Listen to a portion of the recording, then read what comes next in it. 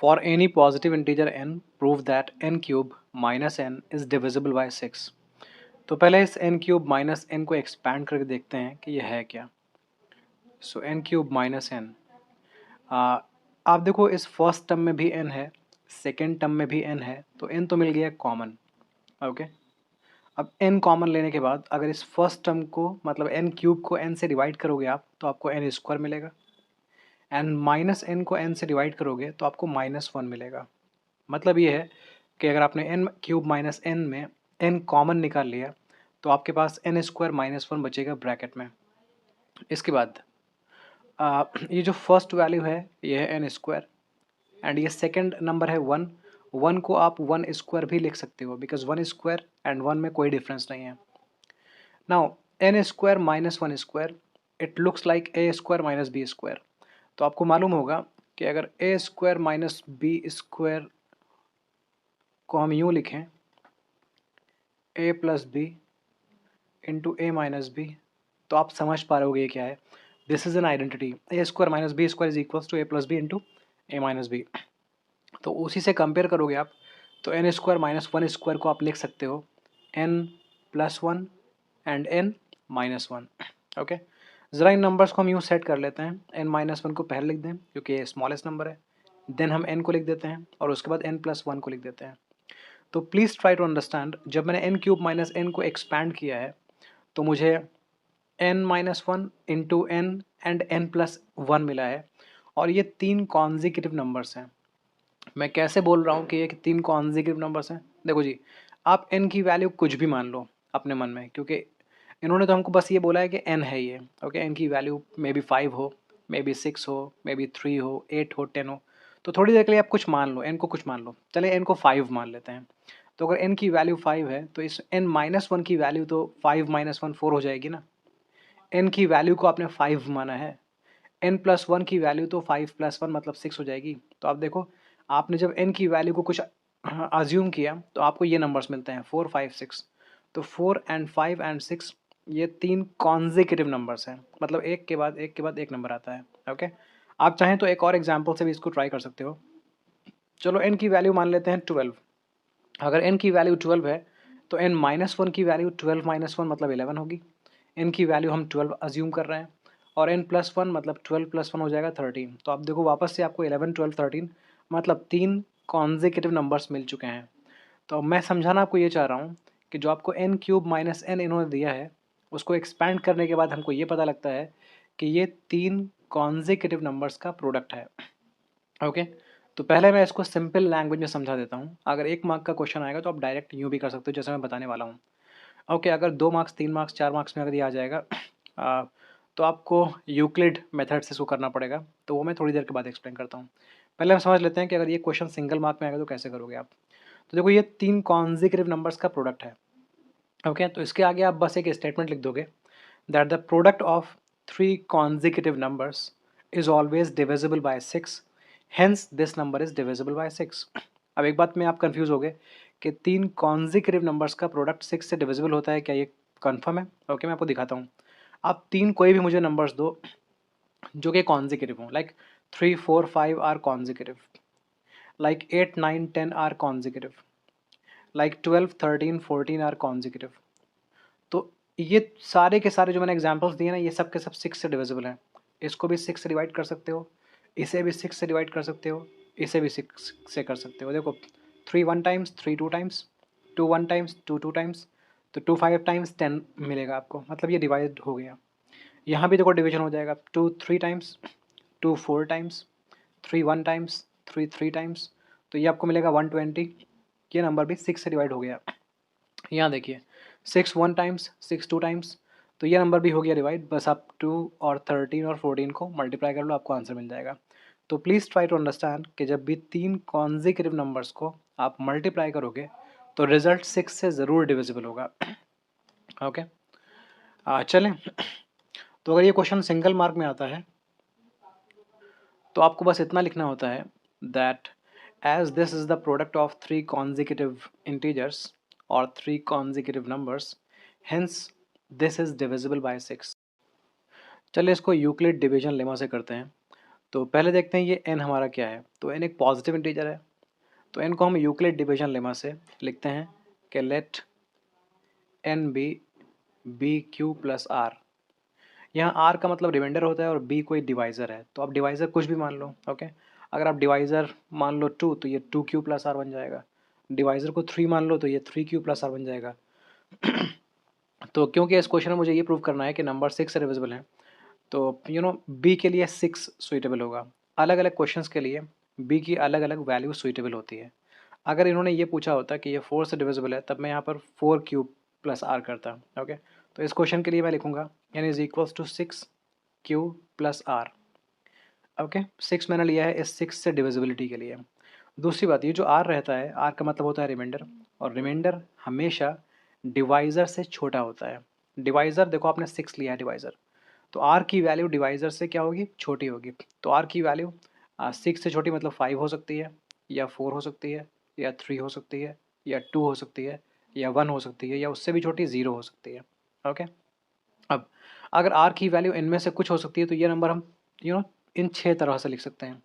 N की value हम लिख सकते हैं 6q, एन की वैल्यू हम लिख सकते हैं 6q प्लस 1, एन की वैल्यू हम लिख सकते हैं 6q प्लस 2, एन की वैल्यू हम लिख सकते हैं 6q प्लस 3, या फिर 6q प्लस 4, या फिर 6q प्लस 5। तो एन की वैल्यू इनमें से कुछ भी हो सकती है। 6q भी हो सकती है, 6q प्लस 1 भी हो सकती है, 2 भी हो सकती है, 3 4 5 6 5 तक हो सकती है, ठीक है ना, क्योंकि रिमाइंडर इनमें से कुछ भी हो सकता है। तो रिमाइंडर की वैल्यू अगर 0 रखोगे तो आपको ये मिलेगा, रिमाइंडर की वैल्यू 1 रखोगे तो आपको ये मिलेगा, रिमाइंडर की वैल्यू 2 रखोगे तो आपको ये मिलेगा। I hope you are getting it, ठीक है ना। अब प्रूव ये करना है कि ये जो 3 नंबर्स का आपको प्रोडक्ट मिला है n minus one into n plus one, ये 6 से डिविजिबल है। ओके, थोड़ा लेंथी वर्क है, चलिए शुरू करते हैं। तो सबसे पहले क्या है, हमने n को मान लिया है n 6q है, राइट। इसके बाद हम n को मानेंगे 6q प्लस 1, क्योंकि आपके पास 6 नंबर्स हैं, राइट। तो सभी से बारी बारी से ट्राई करना पड़ेगा। उसके बाद n को हम मान लेंगे 6q plus 2, and then n की वैल्यू को हम 6q प्लस 3 मानेंगे। 6q प्लस 4 और 6q प्लस 5 भी है। अगर n की वैल्यू 6q प्लस 4 है तो क्या होगा, और अगर n की वैल्यू 6q प्लस 5 है तो क्या होगा। चलें आते हैं यहाँ पर।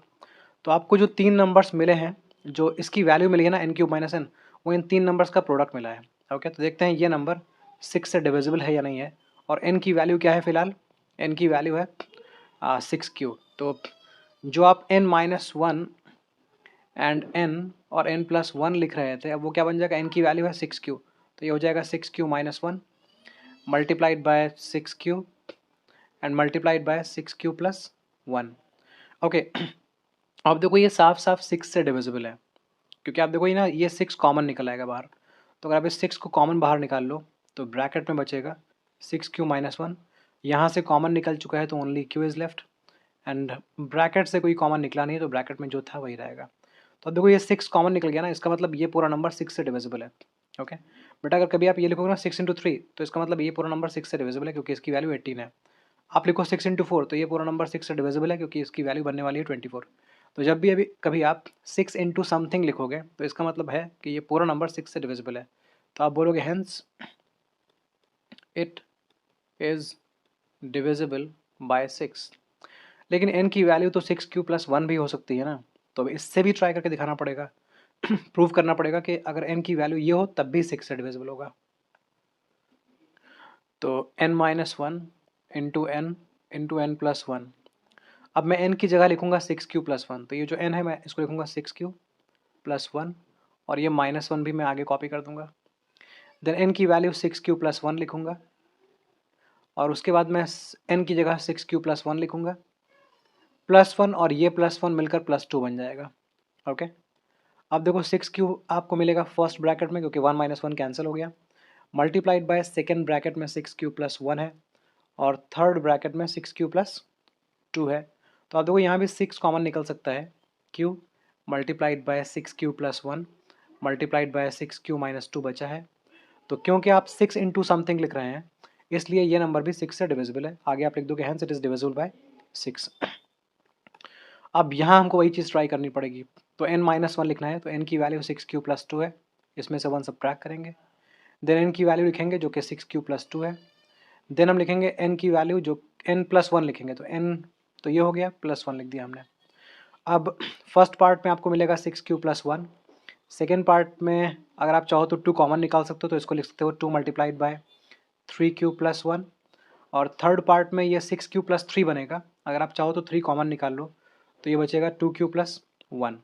अब देखो 2 यहाँ और 3 यहाँ, ये 2 इंटू 3 6 मिल गया कॉमन आपको वापस से। ब्रैकेट में बचेगा 6 Q plus 1 and 3 Q plus 1 and 2 Q plus 1। क्योंकि ये नंबर भी 6 इंटू समथिंग है, तो hence it is also divisible by 6। तो आप देखो हर केस इनकी वैल्यू कुछ भी मान लो आप, लेकिन हमेशा n into N minus one into N plus one 6 से डिविजिबल ही मिलता है। ओके, तो यहाँ पे स्टेटमेंट ऐड कर दोगे। अब आते हैं n की वैल्यू 6 क्यू प्लस 3 लेते हैं। तो हमारे पास ये 3 वैल्यूज़ थी, उनको यहाँ पर कॉपी करूँगा।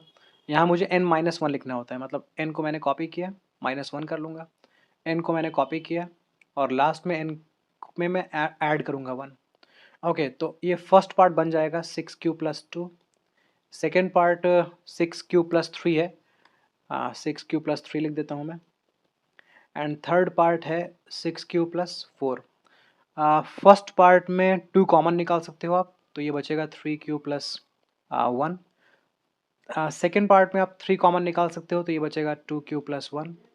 और थर्ड में कॉमन है लेकिन निकालने की ज़रूरत है नहीं, क्योंकि हमको जो चाहिए था वो मिल चुका है ऑलरेडी। तो 2 इंटू 3 हो गया 6, तो आप लिखोगे 6 और जो ब्रैकेट में बचा है उसको कॉपी कर दोगे एंड लिखोगे hence it is divisible by 6। Last के 2 केसेस देख लेते हैं।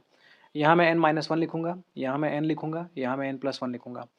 n की वैल्यू है 6 क्यू प्लस 4, इसमें से 1 सब्ट्रैक्ट करूँगा। n की वैल्यू है 6 क्यू प्लस 4 और n की वैल्यू है 6 क्यू प्लस 4 और मुझे यहाँ प्लस 1 करना है। अब ये 6 क्यू प्लस 3 बनेगा, अगर आप 3 कॉमन ले लोगे तो ये बचेगा 2 क्यू प्लस 1। ये 6 क्यू प्लस 4 है, अगर आप 2 कॉमन ले लोगे तो बचेगा 3 क्यू प्लस 2। और लास्ट पार्ट से हम कुछ भी कॉमन नहीं निकाल रहे हैं, है भी कुछ कॉमन नहीं। तो 3 इंटू 2 6 हो गया ना, वापस से 6 कॉमन मिल गया। बाकी बची चीज़ों को ब्रैकेट में लिख दोगे और लिख दोगे hence it is divisible by 6। Similarly आप ये कर लो, लास्ट पार्ट ही बता देता हूँ मैं आपको। n माइनस वन के लिए मैं लिखूँगा 6 क्यू प्लस 5 माइनस 1। n के लिए मैं लिखूँगा 6 क्यू प्लस 5 और n प्लस 1 के लिए मैं लिखूँगा 6 क्यू प्लस 5 प्लस 1। ओके, तो ये है 6 Q plus 4 and this is 6 Q plus 5 and ये है 6 क्यू प्लस 6। लेकिन अगर आपने 6 कॉमन निकाल लिया तो ये बचेगा क्यू प्लस 1।